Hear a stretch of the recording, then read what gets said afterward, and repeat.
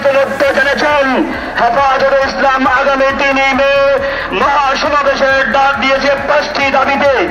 আমরা আজকের এই সংহতি সমাবেশ থেকে সরকারকে জানিয়ে দিতে চাই 2013 থেকে 25 পর্যন্ত ওলামায়ে কেরামের নামে যে সমস্ত অন্যায় মামলা করা হয়েছে সকল অন্য মামলাগুলো অনতিবিলম্বে নিঃশর্তে বাতিল করতে হবে এবং নারী সংস্কার যেটা কোরআন এবং সুন্নাহ পরিপন্থী অনতিবিলম্বে বাতিল করতে হবে।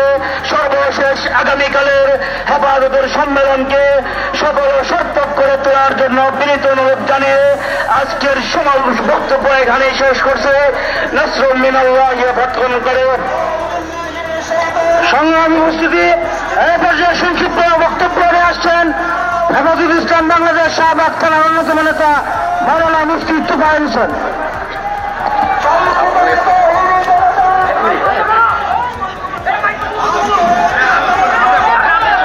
সংগ্রামী তৌহিদি জনতা, হেফাজতে ইসলামের আজকে এই বিক্ষোভ সমাবেশে আজকে একটি ঘোষণা দিতে চাই। প্রিয় দেশবাসী এবং বিপ্লবী ছাত্র জনতা, আপনারা জানেন যে ছাত্র জনতার ঐতিহাসিক গণ অভ্যুত্থানের মাধ্যমে 2024 সালের 5ই আগস্ট বাংলাদেশের মাটি থেকে মুজিববাদ নামক ফ্যাসিবাদী মতাদর্শের যে রাজনৈতিক দল আওয়ামী লীগকে বাংলাদেশের ছাত্র জনতা উৎখাত করেছিল।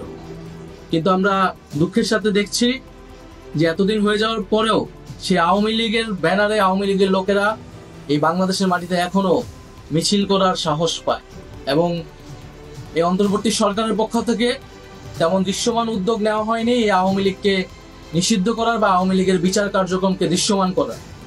আমরা 5ই আগস্টের পর থেকে ছাত্র জনতা বলে আসছি যে আওয়ামী লীগ কোনোভাবেই বাংলাদেশের মাটিতে রাজনীতি করার নৈতিক কোনো অধিকার রাখে না এবং তার আইনি বন্দোবস্তও করতে হবে। আওয়ামী লীগ গত 1.5 দশক ধরে বাংলাদেশে একটি ফ্যাসিজম কায়েম করেছে। বাংলাদেশে কয়েকটি গণহত্যার সাথে আওয়ামী লীগ জড়িত।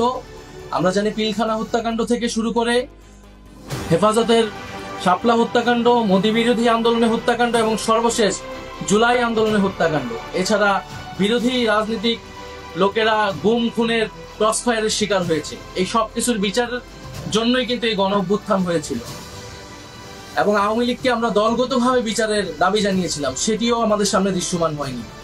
ফলে আমরা আবারও রাজপথে নামতেছি। আবারও বলতে চাই যে আওয়ামী লীগকে দলগতভাবে বিচার কার্যক্রমে আওতায় আনতে হবে এবং আওয়ামী লীগের যত অঙ্গ সংগঠন আছে তাদেরকে নিষিদ্ধ করতে হবে। অলরেডি ছাত্রলীগকে নিষিদ্ধ করা হয়েছে, যুবলীগ সহ অন্যান্য অঙ্গ সংগঠনকে নিষিদ্ধ করতে হবে। বিচার চলাকালীন তার নিবন্ধন বাতিল করতে হবে এবং রাজনৈতিক সাংগঠনিক কার্যক্রম নিষিদ্ধ করে আইন বাস্তবায়ন করতে হবে। এবং গণ অভ্যুত্থানের যে আমাদের প্রতিশ্রুতি ছিল যে একটি ফ্যাসিস্ট মুক্ত বাংলাদেশ তৈরি করা, ফ্যাসিজমকে আর কখনোই বাংলার মাটিতে জায়গা করতে না দেওয়া এবং আওয়ামী লীগের যে গণহত্যা যে অপরাধ তারা করেছে সেই সকল কিছুর বিচার নিশ্চিত করা, এই সব কিছু আমাদের জুলাই আন্দোলনের প্রতিশ্রুতি এবং আমাদের শহীদদের প্রতি আমাদের প্রতিশ্রুতি।